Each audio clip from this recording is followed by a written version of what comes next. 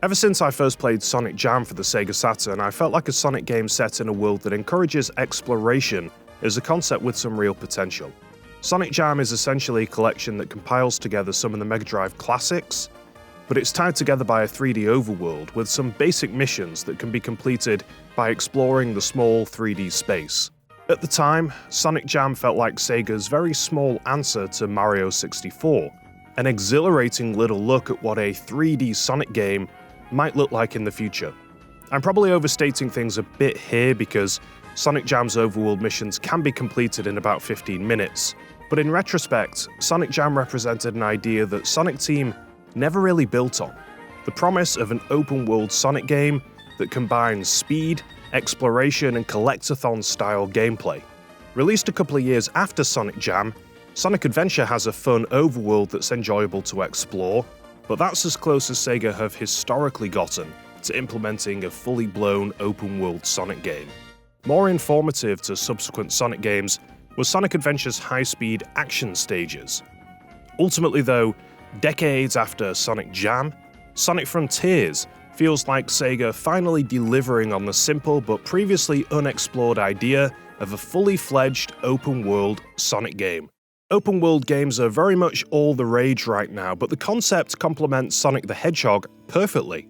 What other character would benefit from having a huge, expansive area to traverse at high speed and explore, quite like Sonic? Before I fully dive in, let me make my position clear. I've not played every 3D Sonic game ever, but I have played the ones you can see on screen now to completion, and the ones you see now a little, which means I played them briefly with a buddy, or played them and abandoned them. I'll be drawing comparisons between Frontiers and other 3D Sonic games, so keep in mind this is the basis for those comparisons.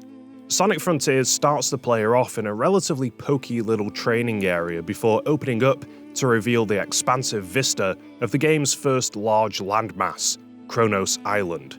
As soon as you cross the bridge separating the training area from Kronos Island proper, you're basically left to your own devices to explore as you see fit. There's a very simple formula at play in Frontiers. The game is a delicious cocktail of exploration, combat, high-speed platforming, and collectathon gameplay. For the most part, every element of this formula is executed well. The real joy is how well these elements all work in tandem, combining more comfortably than in previous Sonic 3D efforts.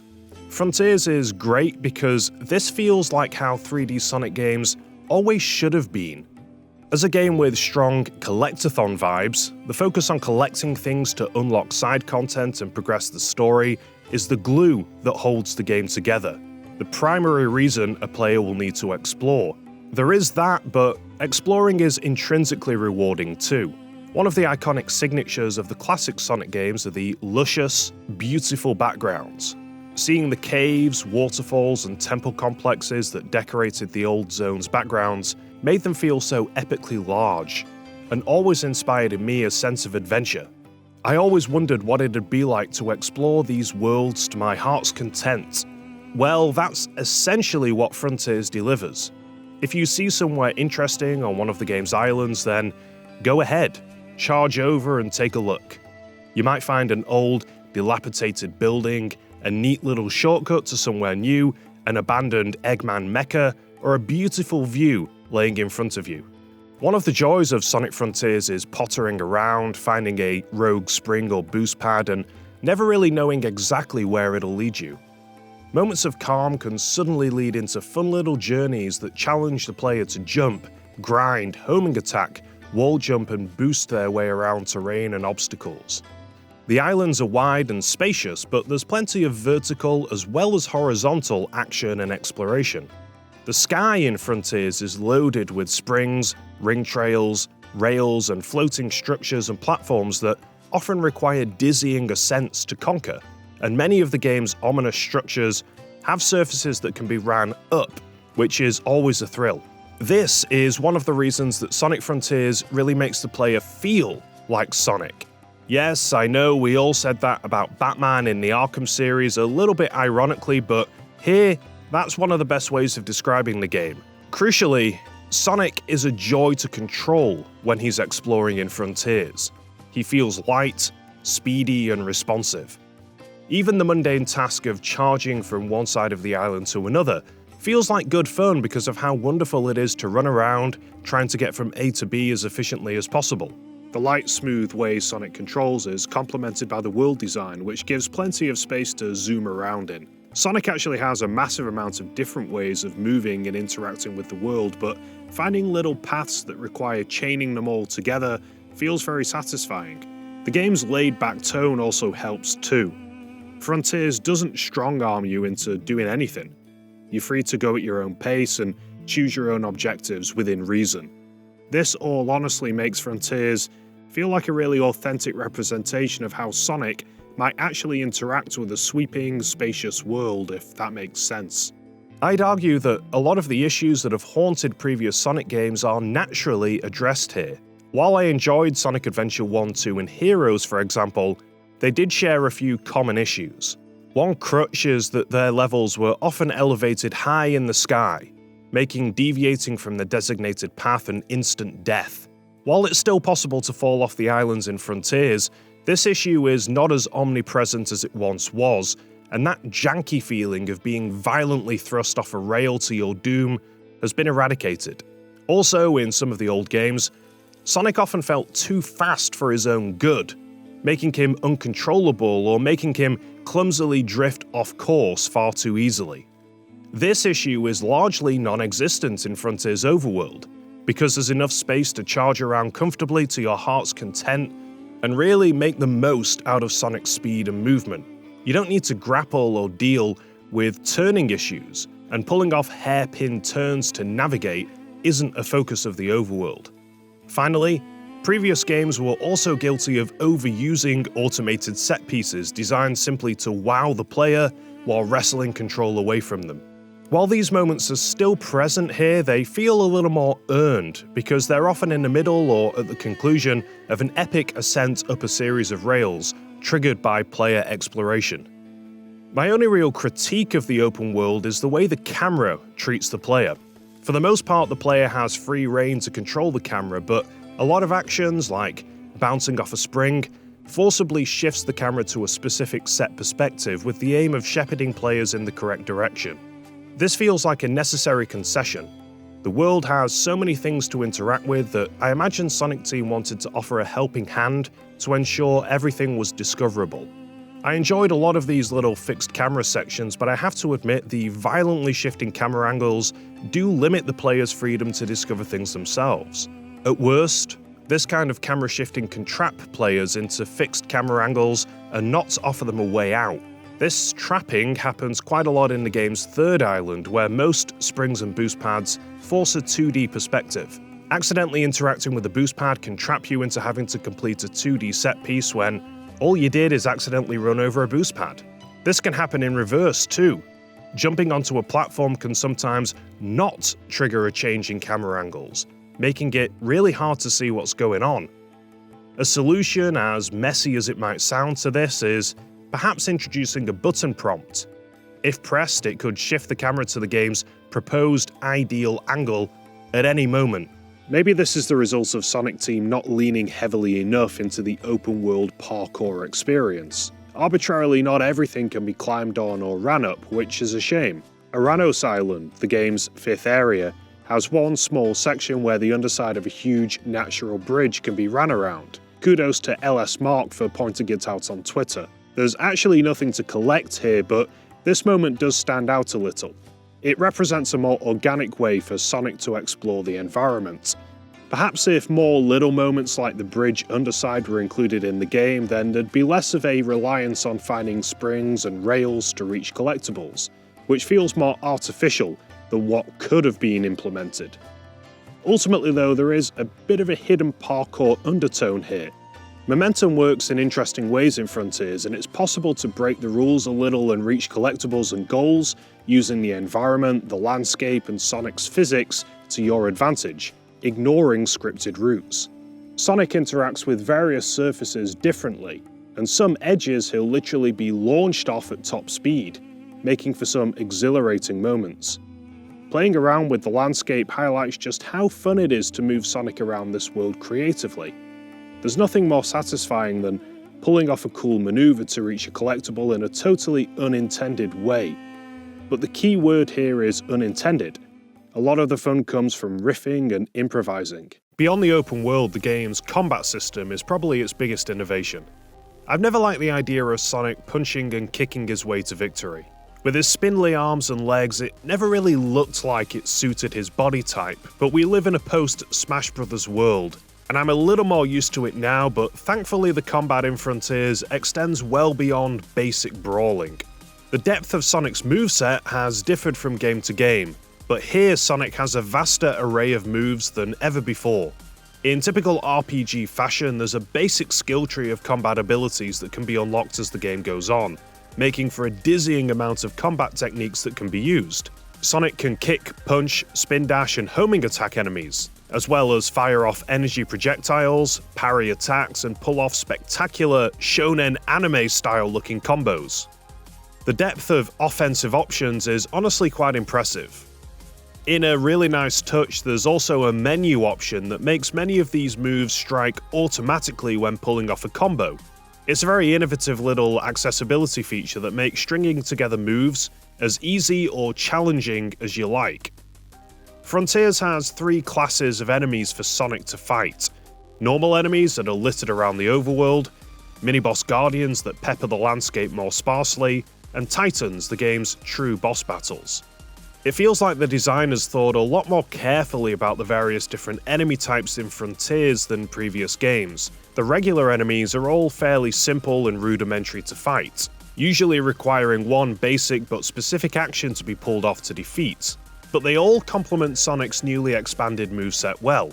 These guys require a flurry of well-timed hits in fast succession to destroy their many nodes, but also require a bit of careful timing to not get shocked by its intermittent electricity barrier.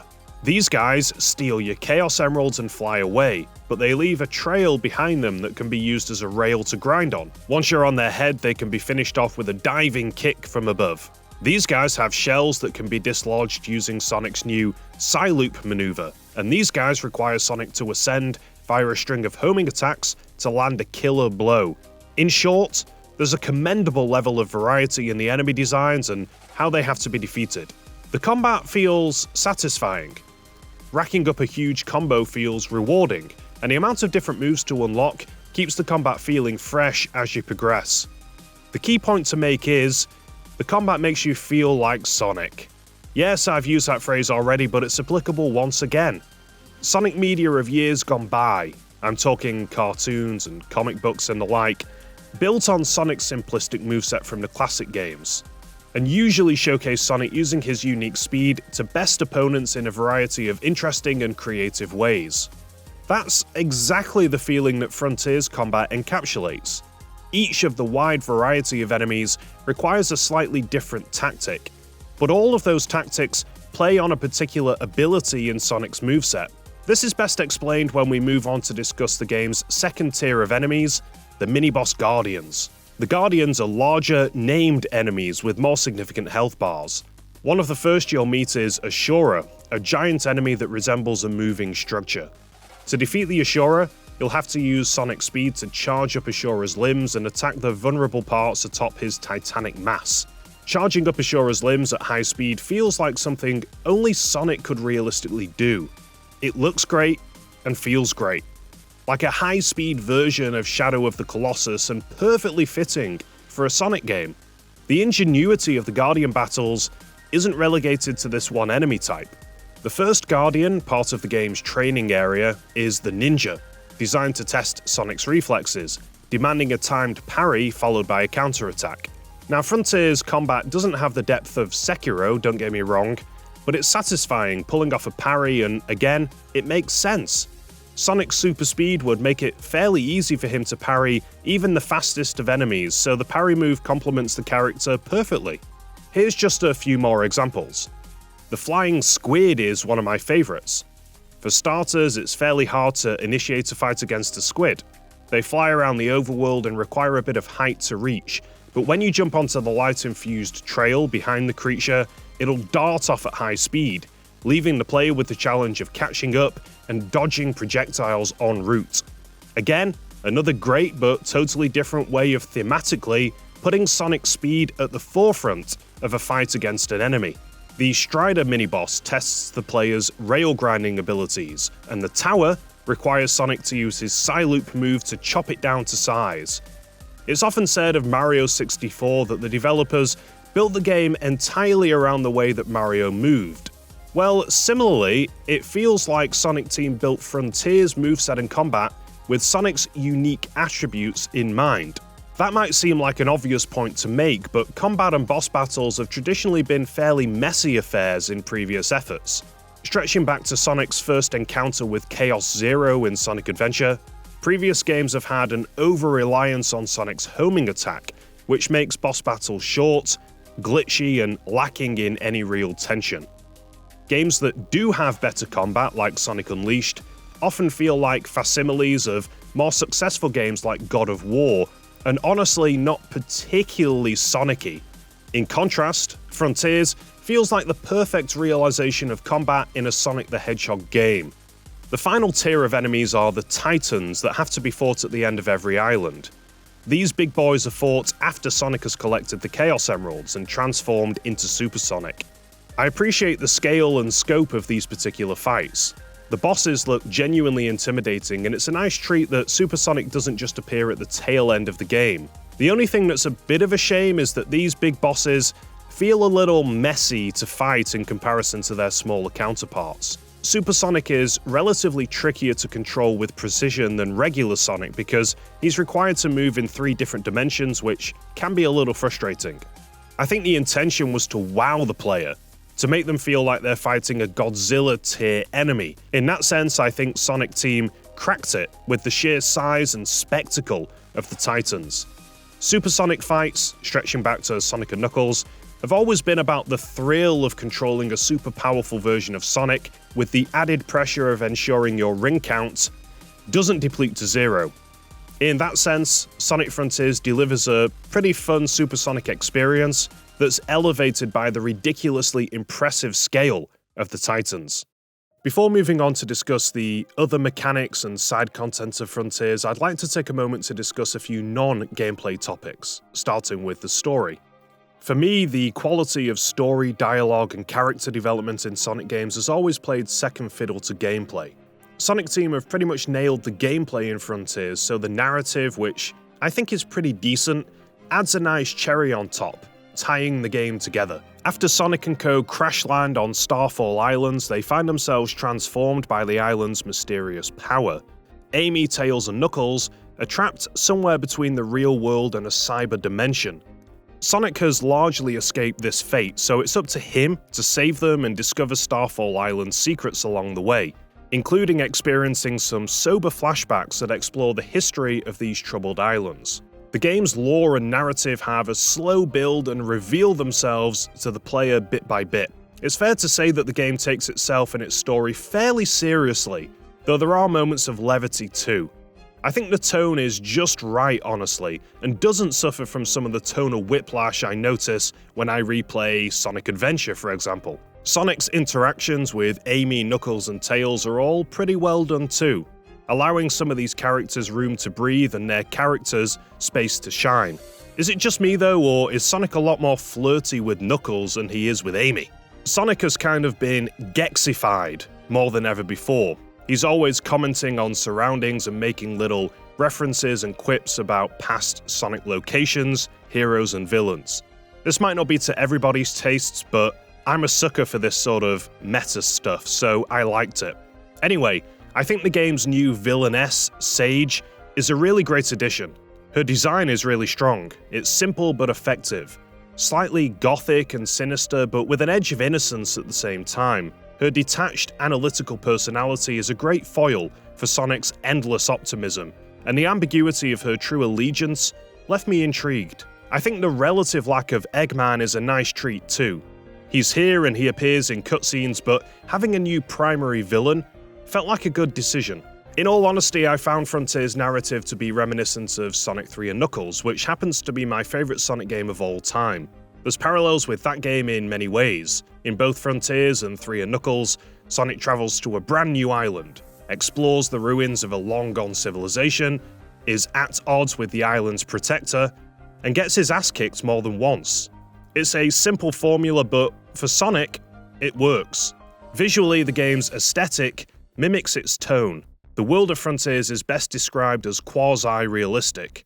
The islands have landscapes and topography that aren't that dissimilar from our world. Kronos Island, for example, has mountains, rolling greens, and small wooded areas, while Ares Island is a dry desert with the occasional oasis. The restrained style feels more moody and less fantastical than a lot of previous games, and I like it. The atmosphere of the game is unique for a Sonic experience, opting for a calm and serene sort of tone with a tinge of mystery and melancholy. My appreciation for the game's sober visual stylings extends to its enemy designs. All of the enemies, guardians, and titans share a similar visual look, as if they're all cybernetic golems that exist to protect the island.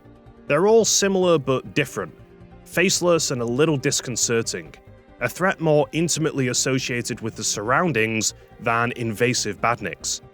They're a welcome reprieve from the robots and badniks that usually make up the bread and butter of Sonic's usual enemy roster. The sound design in Frontiers is also fantastic. The laid-back, minimalist ambient soundtrack complements the overworld perfectly. I hope I've made it clear that for the most part I like what Frontiers has to offer, but there is one intriguing question to ask.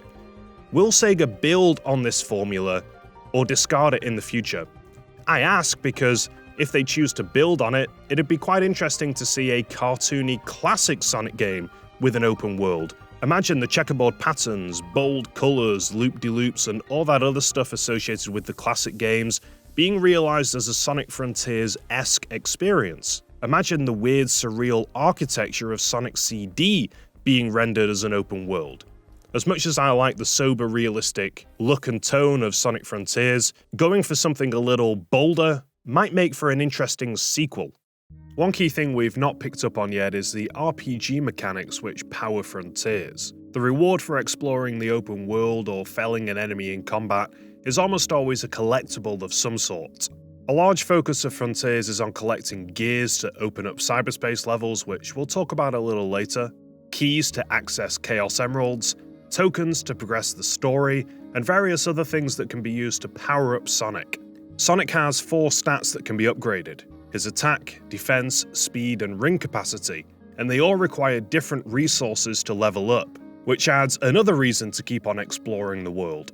Each stat can be leveled up to a maximum level of 99, and like any other game with RPG-esque mechanics, it does add a nice feeling of continual progression and achievement to the game. It feels particularly good dispatching enemies more easily after upping your attack power, so these stats do make a difference. The only stats that have any real trade-off as they increase are the ring count and the attack power. Collecting enough rings to match your current maximum ring count results in a significantly faster boost, so ironically leveling up your count makes this slightly harder to achieve with each increment. It does allow you to take more damage though, which is a worthwhile trade-off. Leveling up attack power, on the other hand, means that taking care of enemies becomes progressively easier, which in turn means that you're less likely to trigger the Phantom Rush maneuver, which is something that happens when you reach a certain threshold during a combo.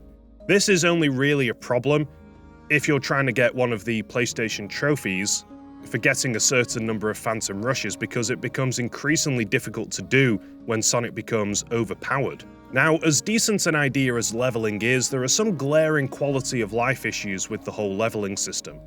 For starters, there's no real indication as to how many Cocos are required to level up one's speed or ring capacity, nor any indication as to how many more red or blue orbs are required for a power or defense boost. This isn't too egregious because these collectibles are quite plentiful, so you'll rarely struggle finding enough to level up at least one level with every visit to the Hermit or Elder Coco. You have to talk to the Hermit Coco to level up your attack and defense. He graciously auto-levels them for you based on your red and blue orb counts, which is quick and convenient. The Elder Coco, though, who needs to be spoken to level up ring capacity and speed, can only level you up one level at a time. Because both of these stats require the same resource, talking to Elder Coco requires a binary choice between upping one's speed or ring count. This means you'll have to talk to this guy and skip his dialogue just shy of 200 times in total. It takes an unreasonably long time. I've not totted up the total amount of time it takes to max out both stats, but suffice to say, it'd be too large a number. All it would take is a more sophisticated leveling system with a menu and a slider to choose how many levels you want to increase for each attribute to sort this out. It's a really glaring inconvenience and something that really shouldn't have been an issue.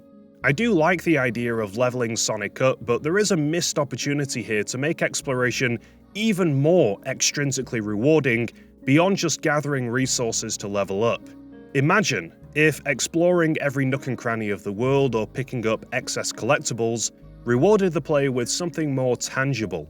How about, for example, cosmetics? Surely this feels like a no-brainer. The frustrating thing is, Sonic Colors Ultimate had a system that allowed for some cosmetic customization of Sonic, so this sort of idea isn't completely out of left field. There was an opportunity here to let players do one of two things. Either collect equipment that added to Sonic's attributes or his moveset, a la the peripherals you find and equip in Sonic Adventure, or, to propose a more basic idea, it would have been a nice treat if Frontiers followed Mario Odyssey or Crash Bandicoot 4's lead and offered a plethora of costumes and skins for completing certain challenges. This would be purely for the thrill of giving Sonic a cool new look. A small, missed opportunity here.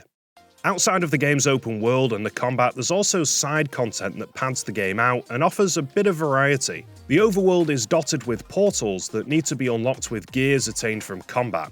They lead to traditional Sonic-style action stages. These stages are thematically set in a Matrix-style cyberspace reality. Conceptually, the idea of visiting digital levels made up of a patchwork of hazy memories makes for an interesting idea, but unfortunately the cyberspace levels are one of the weakest aspects of the game. The cyberspace levels are, at face value, reminiscent of what was on offer in Sonic Generations. They're short, bite-sized 3D-style boost levels, or equally short traditional 2D Sonic levels. I would guess they're meant to function as a change of pace, a break from the more exploration-based open world, kind of like Breath of the Wild shrines or Elden Ring's mini-dungeons. The primary issue I have with the levels is the way that Sonic controls and the physics that govern his movement and motion. It's strange that Sonic feels so good to control in the open world, but so sluggish and heavy in cyberspace, almost as if two entirely different engines are powering his movement in each different scenario. In theory, high-speed gameplay should be Sonic Team's bread and butter, but something feels wrong about how Sonic moves and controls here. His weight and center of gravity feel like they're constantly shifting.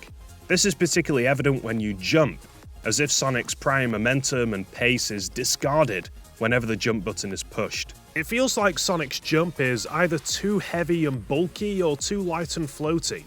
You never really know exactly where Sonic is going to land when he pulls off a jump, whether he'll excitedly dive off the edge of a stage or not be able to make a small gap. This was never an issue in the classic games. You always had a good feel for where a jump would take you, thanks to your prior momentum and the tight mid-air controls. Now, this doesn't feel like a gigantic issue in the open world because precision platforming and bottomless pits are not as prevalent. In the context of the open world, the jumping feels largely fine, but in the context of cyberspace, it feels too unpolished and unpredictable. Similarly, he has a tendency to come to a complete stop when you let go of the directional button rather than gently decelerating. Furthermore, the homing attack feels like a lumbering burden that kills Sonic's momentum because homing attacks against badniks are so slow. Some of these issues do rear their heads during the open world gameplay, but they feel more egregious in the confines of the cyberspace levels, which are more focused on tight platforming and high-speed gameplay. A lot of the criticisms that I can level at the cyberspace levels are criticisms that could be leveled at a whole host of Sonic games over the past 20 years. The 2D cyberspace levels, for example, feel like they suffer from almost exactly the same issues that Sonic the Hedgehog 4 did.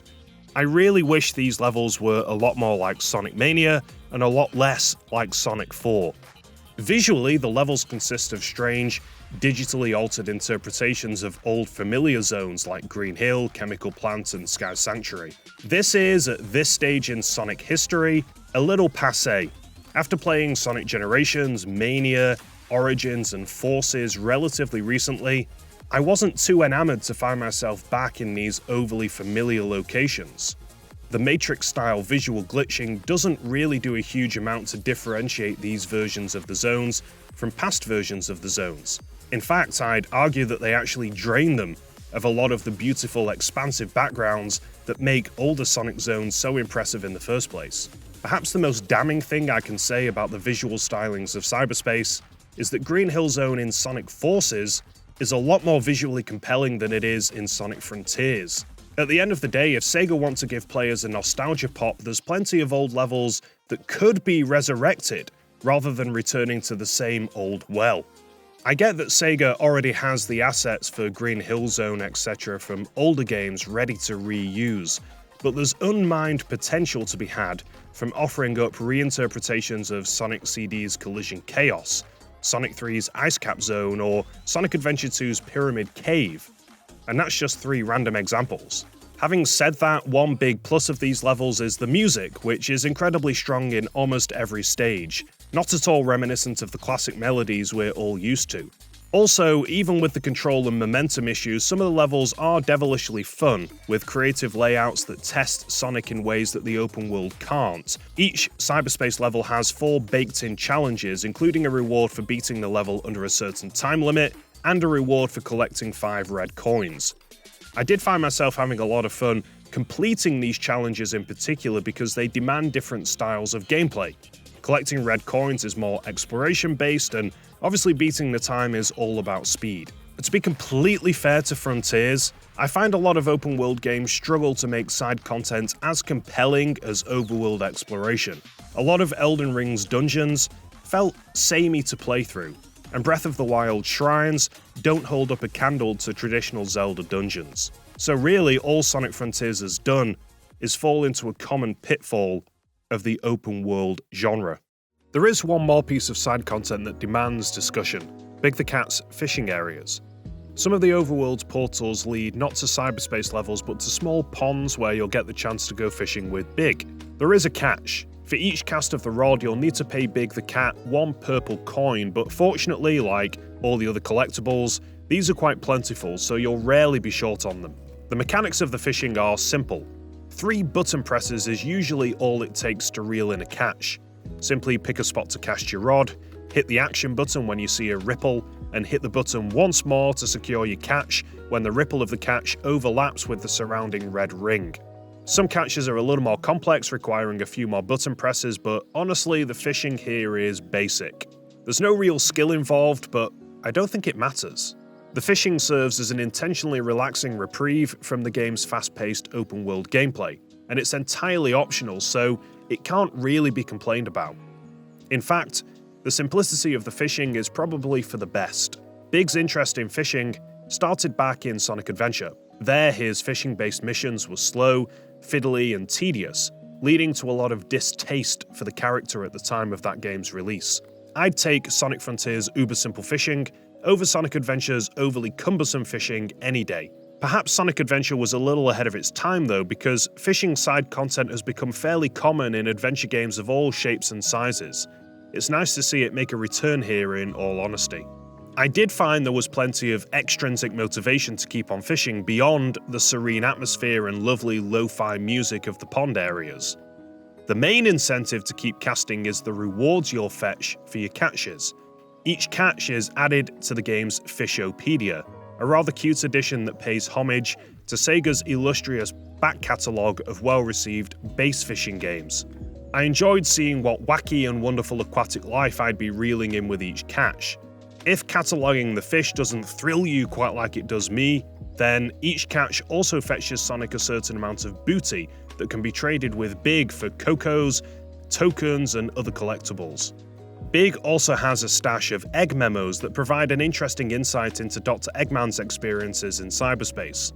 The memos are a real treat, a great way of drip-feeding lore to enthusiastic players looking to piece together the game's narrative. Piecing together the game's narrative via items in the inventory. Very From Software of you, Sega. Ultimately, there's other minor moments of the game that seek to further diversify the gameplay. Revealing the map requires completing certain mini-challenges near signposts, and progressing the story requires participating in a few challenges like herding cocos or collecting mechanical parts. One particularly memorable challenge I recall is the Pinball challenge at the end of Chaos Island. I was delighted when I first saw this challenge, but I think it encapsulates a big problem with Frontiers. In this challenge, a pinball machine materializes and it's your job to rack up a certain score. There's a number of problems with the pinball. First, I think on paper, it's one of the game's best ideas. Pinball mechanics fit with Sonic so well that I honestly think there should have been more of these pinball challenges scattered around the game. What I'm envisioning is different pinball challenges set on different pinball tables, taking the place of some of the game's more pedestrian and forgettable signpost or story challenges. Pinball and Sonic are a great partnership traditionally. The problem is, the score required to progress is surprisingly high, and it's very frustrating to achieve considering pinball machines are at the mercy of RNG. I found myself completely at the mercy of the ball, as it all too often fell to its doom behind the flippers, leaving me unable to do anything about it. Another problem, which is a little bit more nitpicky, is that I think it would have been better if Sonic actually hopped into the machine himself, like in Sonic Spinball, rather than just using a ball to control. That would have been more Sonic-y, would it not? Any old video game character can play on a pinball machine, but who can actually jump in and take the place of the ball? Sonic is perfect for this sort of thing. That's what I mean when I say Sonic-y. The game should accentuate Sonic's unique attributes and characteristics as much as possible. I think Sonic Team had this ethos in mind when they designed some aspects of the game, but other things feel a little tacked on.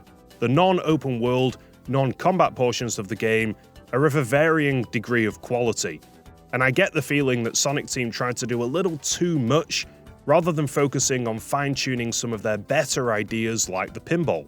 Just to recap then, I think Sonic Frontiers does a lot more right than it does wrong. And overall, I think it's a contender for my personal favourite 3D Sonic game of all time.